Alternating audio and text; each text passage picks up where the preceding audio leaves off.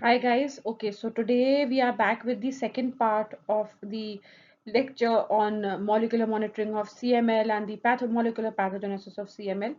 So in the first lecture, we understood about the basic chromosomal architecture and the various breakpoint regions which are present on the chromosome 9 and 22, which undergo reciprocal translocation. We also came to know that there are byproducts formed on 9 as well as 22, so there is importance of the byproduct formed on one chromosome and not the importance of the other.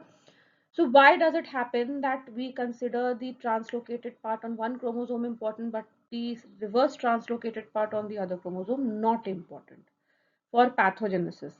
The importance of that lies in the fact that there certain translocations uh, or certain fusion byproduct proteins might activate the cell proliferating pathways, and certain products which are formed by a new fusion gene partner don't do any harm to the body. So if a particular protein product is not harming the body in any way, then we are not interested in what it is future in the body. So same holds true for CML. So what are the various pathways that get activated? So when the BCR-ABL translocation occurs, the JAK2 protein, we all know about Janus kinase and we know that it is important in CML because your treatment depends on this pathway. You know, this JAK2 protein is targeted when you are treating a case of CML. So JAK2 phosphorylates the BCR-ABL. So once the BCR-ABL gene fuses, it forms a protein. Now JAK2 goes at this Y177 position and phosphorylates the protein, strengthening the tumorigenic signal. And the proteins that get down regulated to upregulated to cause this tumorigenic proliferation are STAT3 and STAT5.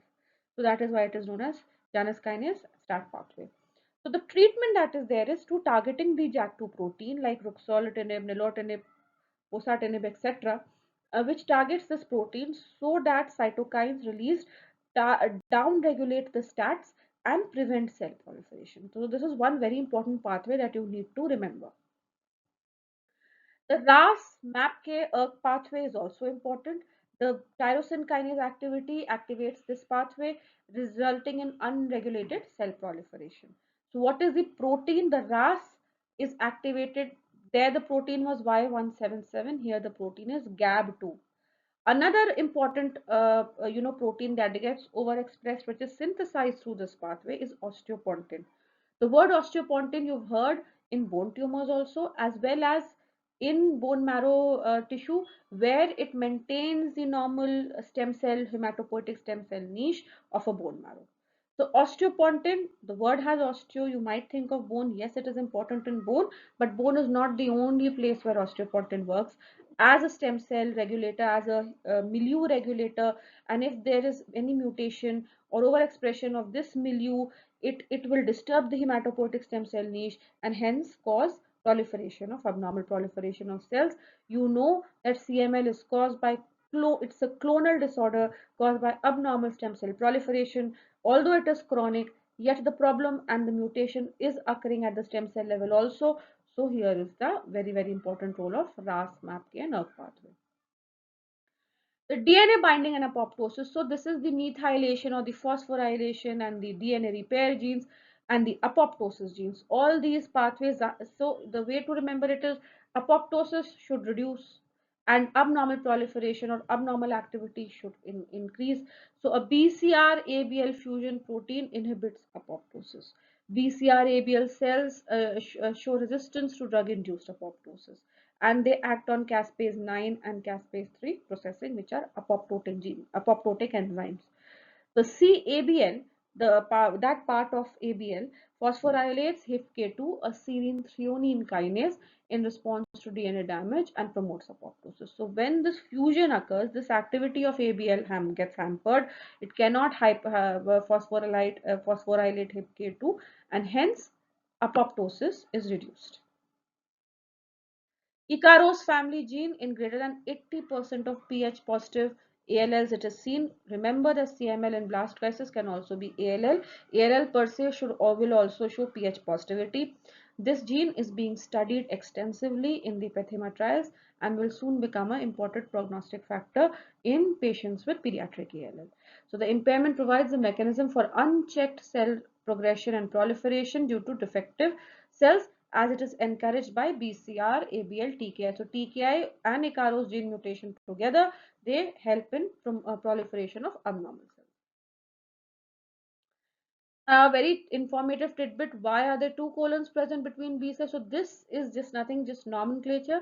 So initially there was single colon, now they are double colon. It just shows that they are fusion genes. Okay. So what are the clinical features? See, malaise, fatigue, it's a chronic disease, long-standing prolonged leukocytosis, night sweats, thrombocytosis. All these can be there, but the classical feature is dragging sensation in the left upper quadrant, and 5% of the patients may land up in accelerated or blast phase with fever, bone pain, and bleeding. So this SOCAL has fought and UTOS. These are clinical criteria where the clinician, they see the platelet, the spleen, the blast cell percentage, they multiply it by factors to get the risk stratification, mostly done by the clinicians, not by the pathologist. The accelerated phase is gone, not important because there is no molecular or prognostic significance. They tried to modify it as per the imatinib intake in the last WHO. They still did not see any significance of that. We just need to tell the clinician whether the blast phase has set in or not. That is the only thing which is important. So now there is no accelerated phase. The criteria for CP we all know, so I'm not going to go in detail. I've already taken this up. Accelerated blurred means it is gone. So you can ignore the accelerated phase. And these are the IHC or the flow. You all know about it, so I'm not going to go detail. This was just an extra slide. And this is the image showing clustering of megakaryocytes with dwarf megakaryocytes. Over here you see a lot of mid-series myeloid cells in the biopsy with RBCs in between. And there is C streaming, so there is some fibrosis also. So CML is a myeloproliferative group of neoplasm, and this is how the slide would look.